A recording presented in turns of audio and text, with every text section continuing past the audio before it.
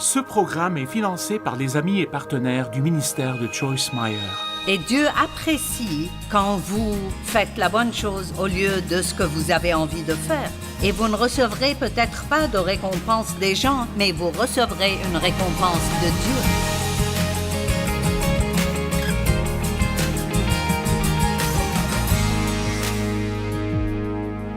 Nous avons parlé des différents aspects de l'amour. Et vous savez, il y en a environ 9.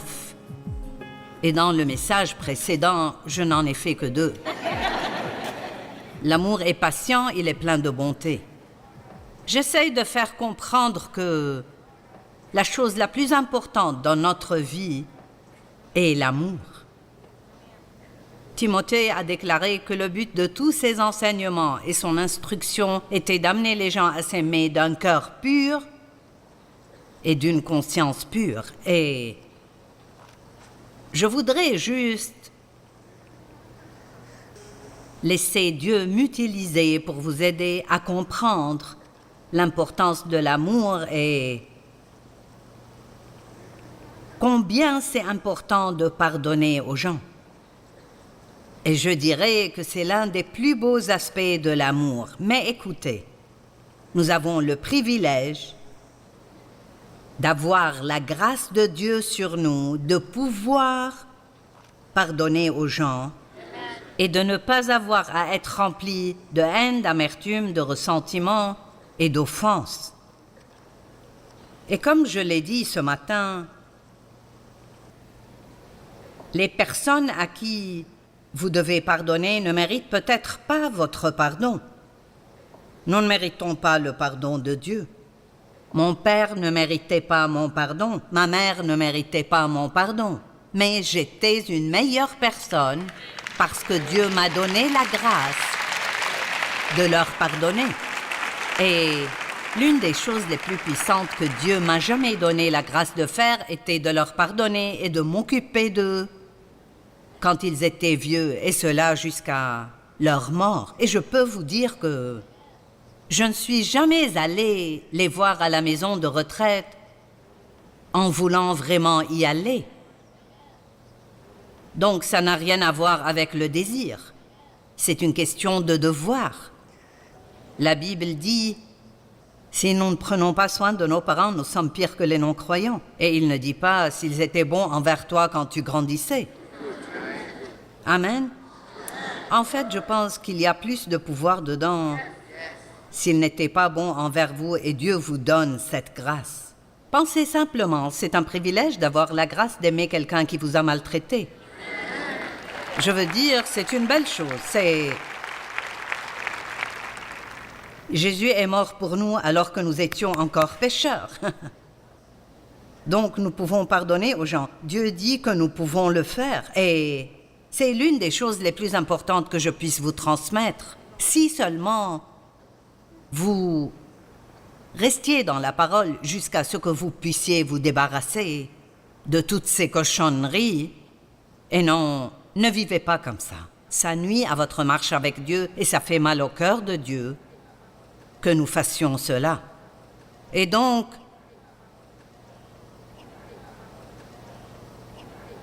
l'amour a de nombreuses facettes. Mais l'amour ne s'irrite pas. Il ne soupçonne pas le mal. J'aime celle-là. Mais je vous le dis, si vous pouvez apprendre à croire le meilleur des gens au lieu d'être méfiant, combien de misère vous épargnerez-vous? Et même si vous croyez au meilleur et qu'ils sont méchants, vous ne souffrirez pas. Ce sera quand même mieux. Et j'étais méfiant. Mon père m'a appris quand j'étais petite, tu ne peux faire confiance à personne, tout le monde veut ta peau. Tous ceux qui sont gentils avec toi ont une motivation ultérieure. J'ai grandi avec cette pensée. Et donc, si je peux arriver au point où je peux croire le meilleur de tout le monde, vous pouvez le faire aussi. Et vous êtes malheureux lorsque vous soupçonnez les gens de toujours avoir des motivations ultérieures ou vouloir vous nuire. Alors, croyez au meilleur des gens, ce sera bien mieux pour vous. Et ainsi, l'amour ne meurt jamais. Il n'abandonne jamais les gens. Aimer quelqu'un ne signifie pas nécessairement que vous devez être avec lui tout le temps. Je ne veux pas que vous me compreniez mal. Dieu ne vous demande pas d'être abusé ou maltraité. L'amour ne sauve pas toujours les gens de leurs problèmes. Parfois, on aime plus les gens quand nous ne les sauvons pas. Si vous avez un enfant adulte de 35 ans et il vit toujours avec vous, et que vous devez l'aider dans ses problèmes tout le temps, vous ne lui rendez pas service en continuant à le faire. L'une des choses les plus difficiles, c'est de ne pas aider l'un de ses enfants. Il n'y a rien de plus difficile que ça, parce que nous aimons nos enfants. Mais parfois, si vous continuez à sortir les gens du pétrin, ils n'apprendront jamais à prendre des décisions qui produiront la bonne chose dans leur vie. Et donc, parfois, il faut laisser les gens souffrir pendant un moment pour les réveiller. Et vous savez... Donc, je ne veux pas vous confondre sur ce qu'est l'amour. Aimer ne signifie pas laisser les gens vous maltraiter. L'amour, c'est essentiellement prier pour les gens, ne pas dire du mal d'eux, et en fait, les aider s'il y a un besoin et croire que c'est ce que Dieu veut que vous fassiez. Je savais que Dieu me disait de m'occuper de mes parents. Et non seulement devais-je m'occuper de mes 2 parents, mais je m'occupais aussi d'une tante veuve. À un moment donné, nous avions 3 personnes dans des maisons de retraite pour lesquelles nous payions. Et ce n'était pas bon marché. Mais je pense que ça a augmenté l'onction sur ma vie. Notre ministère a grandi. Et quand vous aimez les gens, des choses merveilleuses se produiront dans votre vie. Et vous, comme je l'ai dit, rappelez-vous, je n'ai jamais voulu y aller. J'y suis allée parce que je savais que c'était la bonne chose à faire. Nous devons faire ce qui est bien parce que c'est bien. Je vais le dire de nouveau. Vous devez faire ce qui est bien parce que c'est bien et parce que vous aimez Dieu, pas parce que vous en avez envie. Amen. Et j'ai senti dans mon esprit qu'il y a certains d'entre vous qui... Cette conférence a été si bonne pour vous parce que vous avez pris des décisions qui, honnêtement, vont changer absolument toute votre vie. Vous avez souffert, vous avez eu de la peine et vous avez eu les mêmes problèmes encore et encore. Et vous avez même dit à Dieu... Je dois avoir des réponses ce week-end. Et je pense que Dieu vous a montré quel est le problème et ce que vous devez faire. Et je ne veux pas que vous le perdiez de vue. Maintenant, l'amour n'est pas orgueilleux, il n'est pas hautain. Il ne se gonfle pas, il n'est pas prétentieux. L'amour ne pense jamais qu'il est meilleur que quiconque. Il ne méprise pas les autres. Et l'humilité est la plus difficile de toutes les vertus à obtenir et à conserver. Parce que si vous pensez que vous êtes humble, c'est probablement de l'orgueil.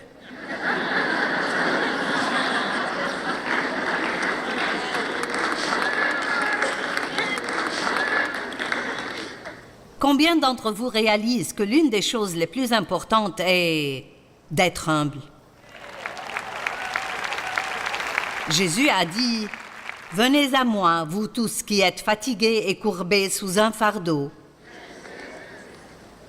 et je vous donnerai du repos. Je rafraîchirai vos âmes. Acceptez mes exigences et laissez-vous instruire par moi, car je suis doux, tendre et humble de cœur. » Savez-vous ce qu'est une personne douce? Une personne douce, la douceur est un proche parent de l'humilité. Les gens pensent qu'être une personne douce signifie que vous êtes faible et que vous vous laissez piétiner. Mais la douceur ne signifie pas la faiblesse, elle est la force sous contrôle.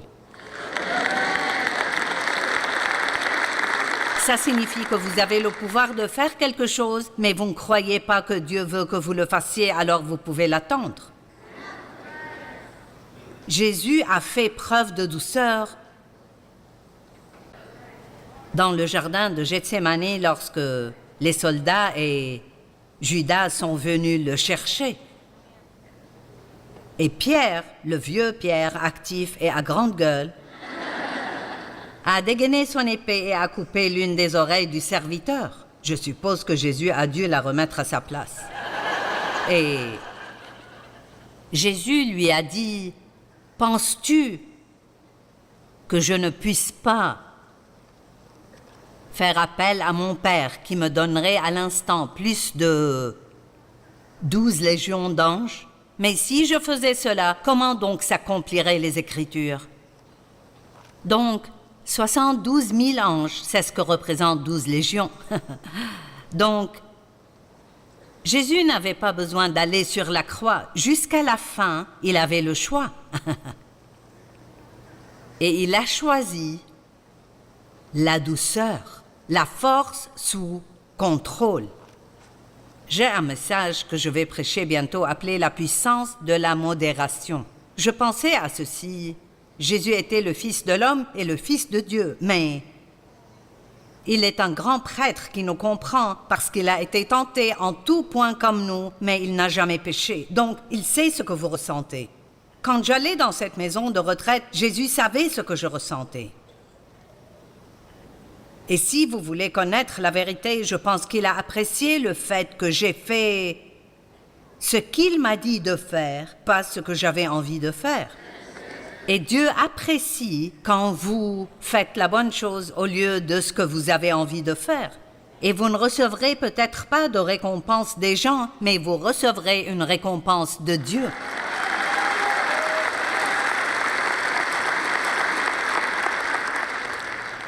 Dans la Bible, Jésus a dit « Je viens bientôt et j'apporte mes récompenses avec moi. » Et donc, ce n'est pas toujours facile de faire ces choses, mais la douceur est une belle chose. Je pense à Jésus et combien cela a dû être dur pour lui lorsqu'il était dans le désert pendant ces 40 jours et le diable le narguait. Il ne faisait que l'exaspérer et il n'avait pas à supporter ça. Il aurait pu simplement le faire expulser de la planète. Et pourtant, c'était nécessaire pour lui de faire cela. Il a été conduit dans le désert par l'Esprit Saint.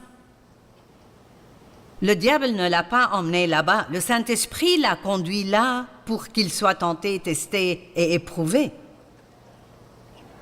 Pourquoi était-ce nécessaire? Parce que remarquez que juste après la fin de ses tentations, c'est là qu'il a commencé son ministère public avec puissance. Donc, vous devez réussir vos tests avant d'avoir accès à la puissance. David a été oint pour être roi 20 ans avant de porter la couronne. Que s'est-il passé pendant ce temps? Il a été testé. Saul l'a poursuivi partout. Il a essayé de le tuer, et Joseph. Il a été oint jeune et pourtant il a passé 13 ans en prison pour quelque chose qu'il n'avait pas fait. Il a dû passer quelques tests avant que cette puissance se manifeste dans sa vie. Et ainsi, Jésus a dit « Je suis humble, tendre et doux de cœur. » L'amour ne se vante pas, il ne s'enfle pas d'orgueil. La personne orgueilleuse pense toujours qu'elle est meilleure que les autres. Elle pense toujours qu'elle a raison. Elle méprise les gens qui ne sont pas aussi intelligents qu'elle. Elle méprise les gens qui ne sont pas aussi instruits qu'elle. Elle peut vous faire vous sentir vraiment stupide. Et nous ne devrions jamais faire en sorte que personne se sente stupide. Nous devons toujours élever les gens. J'espère pouvoir toujours élever les gens. J'ai lu une fois que les gens ne se souviennent peut-être pas toujours de ce que vous avez dit, mais ils se souviendront de ce que vous leur avez fait ressentir. Amen. Quand vous êtes dans un groupe de personnes, disons qu'il y a 10 personnes et que vous en connaissez juste 5. Nous sommes tous tentés d'aller vers les 5 que nous connaissons parce que c'est confortable. Mais s'il y a quelqu'un là-bas qui a l'air seul et vous voyez qu'il ne se sent pas à sa place, faites un sacrifice et allez lui parler. Ne parlez pas à ceux avec qui vous êtes à l'aise. Faites que quelqu'un d'autre se sente mieux. Amen. Ce sont des choses simples que Dieu m'a dites et apprises au fil des années. Vous voyez, l'amour est tangible. Ce n'est pas juste un mot, c'est quelque chose que les gens peuvent ressentir. C'est quelque chose qui améliore leur vie. C'est quelque chose qui les fait se sentir mieux. Il guérit. Le véritable amour est ce qui guérit les cœurs brisés.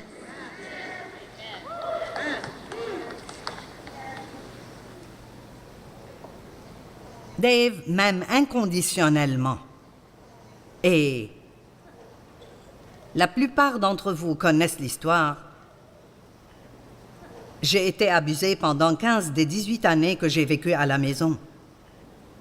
J'ai épousé le premier gars venu parce que je me sentais impossible à aimer. Les gens désespérés prennent des décisions désespérées. Encore 5 années d'agonie et de misère. C'était un escroc et un voleur et il courait tout le temps après d'autres femmes. Finalement, désespérée, je suis rentrée chez mes parents, sachant que j'allais passer tout mon temps à essayer d'éviter mon père. Mais j'avais déjà un bébé et je ne savais pas quoi faire. Je ne pouvais plus rester avec ce type. Je ne pouvais pas rester seule. Qu'est-ce que je peux faire d'autre? Et je n'étais pas à la maison depuis très longtemps. Et Dave Meyer s'est arrêté devant notre maison pour prendre le jeune homme avec qui il travaillait et qui vivait à l'étage. Mes parents avaient un appartement bifamilial. Et il avait prié pour une femme. Et dans sa prière, il a dit à Dieu, « Donne-moi quelqu'un qui a besoin d'aide. » Maintenant, qui prierait pour ça? Si vous avez prié pour un mari ou une femme, je suis sûre que vous avez prié pour la perfection. Vous n'avez pas prié pour quelqu'un qui était un désastre. Je ne sais pas, je veux dire, quand je pense à comment nous nous sommes rencontrés et ce qui s'est passé, c'est tellement Dieu que Dave et moi soyons ensemble. Je ne sais même pas comment vous le dire, combien c'est Dieu. Et vous savez quoi? Vous ne saurez jamais quand votre miracle arrivera chez vous.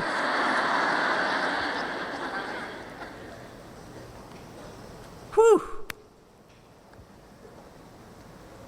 Et donc, il a pensé que j'étais mignonne, je portais un short court et je lavais la voiture de ma mère et il m'a dit « Hey, quand tu auras fini de laver cette voiture, tu veux laver la mienne ?» Et j'ai dit « Si tu veux que ta voiture soit lavée, lave-la toi-même. » Et je vous dis la vérité, il a dit que ce jour-là, ce qui s'est passé en lui, c'est la fille qu'il me faut. Maintenant, qu'est-ce qui ne va pas chez toi? Je veux dire, c'était l'une de deux choses. Il était fou ou il était vraiment dirigé par le Saint-Esprit. Nous avons eu 5 rendez-vous et nous nous sommes mariés.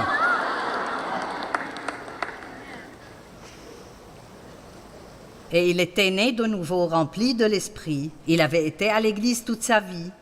Et j'étais cinglée, je veux dire. Maintenant, j'étais née de nouveau quand j'avais 9 ans. Et c'est une bonne chose, sinon je n'aurais jamais survécu mon enfance. Je n'ai jamais vraiment reçu d'éducation par la suite, mais je sais que Dieu a pris soin de moi. Il a pris soin de moi. Il ne m'a pas sorti de cette situation. Il n'a pas répondu à la prière que je priais. Mais je crois que sa volonté a été faite. Il ne m'a pas sorti de là, mais il m'a aidé à m'en sortir. Et savez-vous ce que j'ai eu? J'ai acquis du matériel pour pouvoir vous aider. Alors, écoutez-moi, parfois vous devez souffrir pour traverser certaines choses qui vous donneront l'équipement et l'expérience dont vous aurez besoin pour faire ce que Dieu veut que vous fassiez plus tard dans la vie. Amen. Et notre premier rendez-vous, nous sommes allés au bowling. Et Dave a dit, « Tu veux quelque chose à boire ?» J'ai dit, « Oui, je vais prendre une bière. » Il a dit, « Veux-tu un verre ?» J'ai dit, « Non, la bouteille ira très bien. »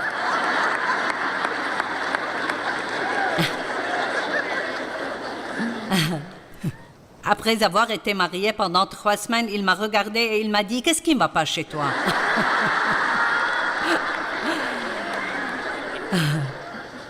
Alors, au début, je ne savais même pas ce qu'était l'amour. Je ne savais aimer personne. Je ne savais pas comment recevoir l'amour. Je ne savais pas ce qu'était l'amour. Mais il m'aimait et l'une des choses qu'il a faites pour moi, et je veux que vous sachiez ça, parce que peut-être que vous êtes marié à quelqu'un qui est vraiment difficile à aimer. Et je vais vous dire quelque chose que Dave a fait pour moi. Peu importe à quel point j'ai mal agi, il ne m'a pas laissé le rendre malheureux. Je veux que vous écoutiez ça. Si vous êtes dans une relation avec quelqu'un qui a des problèmes, ne soyez pas codépendant de ses problèmes. En d'autres termes, s'ils ne sont pas heureux, ça ne veut pas dire que vous ne devez pas être heureux. N'attendez pas chaque jour de voir comment ils se comportent avant de savoir comment vous allez vous comporter. Allez.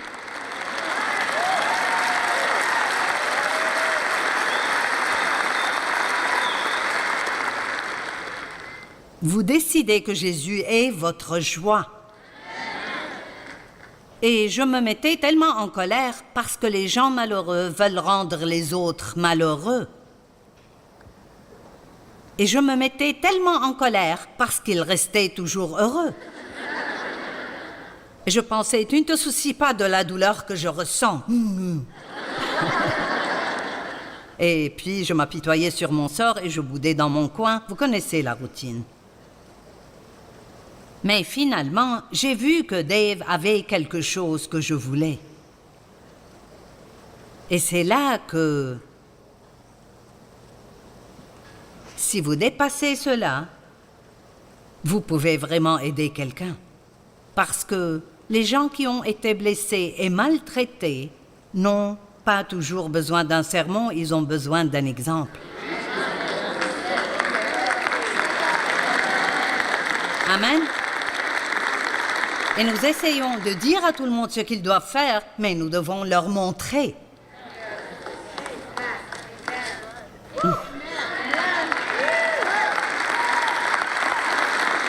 Dave m'a aimé inconditionnellement et je sais que c'est un don que Dieu lui a donné.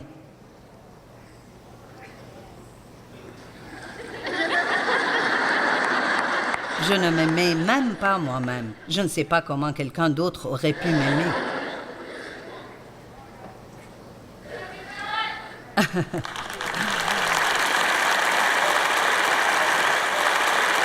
Et j'essaie de trouver comment sortir de là et revenir au sujet de l'orgueil. Ne pensez pas que vous êtes meilleur que les autres. La Bible dit que tout ce que nous pouvons faire, nous le faisons par la grâce de Dieu. Peu importe ce en quoi je suis bon, le don dans lequel j'opère lorsque j'enseigne est un don de grâce. Ce n'est pas difficile pour moi. Je travaille dur, j'étudie et je viens préparer, mais plus que tout, j'essaye de me soumettre à ce que Dieu veut faire. Et J'essaye d'amener tout le monde ici avant que nous sortions d'ici, dans les 25 prochaines minutes, à nous soumettre à Dieu.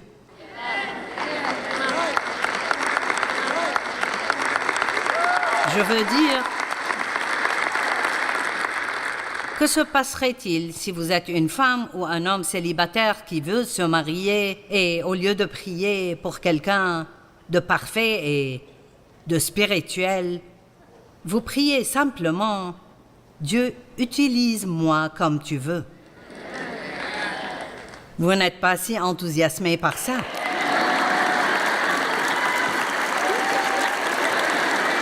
C'est bon, j'ai assez d'enseignements pour vous aider à traverser les 20-30 prochaines années. Vous y arriverez. Par la grâce qui m'a été donnée, je dis à chacun de vous de ne pas avoir une trop haute opinion de lui-même. Laissez-moi vous dire, nous sommes moins que rien sans Dieu. Il est tout et nous ne sommes rien sans lui. C'est ça l'humilité. Cette dépendance à Dieu, cette connaissance que sans lui, nous ne pouvons rien faire.